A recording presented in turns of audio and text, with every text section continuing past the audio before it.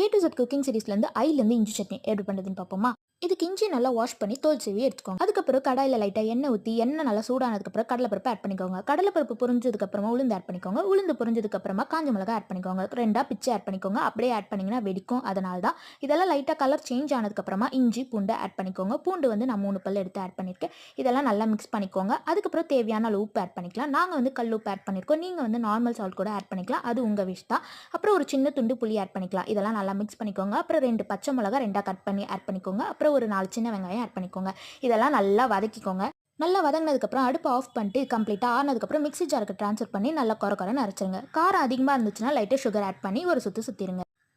இப்போ வந்து நம்ம தாளிக்க போகிறோம். அதுக்கு ஒரு கடாயில் லைட்டாக எண்ணெய் ஊற்றி கடுகு ஆட் பண்ணிக்கோங்க. கடுகு பொரிஞ்சதுக்கப்புறம் உளுந்து ஆட் பண்ணிக்கோங்க. உளுந்து பொரிஞ்சதுக்கப்புறம் கருவேப்பிலை ஆட் பண்ணிக்கோங்க. அப்புறம் நம்ம அரைச்சி வச்சிருக்க சட்னி ஆட் பண்ணி லைட்டாக தண்ணியும் ஆட் பண்ணி நல்லா மிக்ஸ் பண்ணிக்கோங்க. மிக்ஸ் பண்ணி எடுத்திங்கன்னா இஞ்சி சட்னி ரெடி. ட்ரை பண்ணி பாருங்கள். பிடிச்சிருந்தா சப்ஸ்கிரைப் பண்ணிக்கோங்க. தேங்க்யூ ஃபார் வாட்சிங்.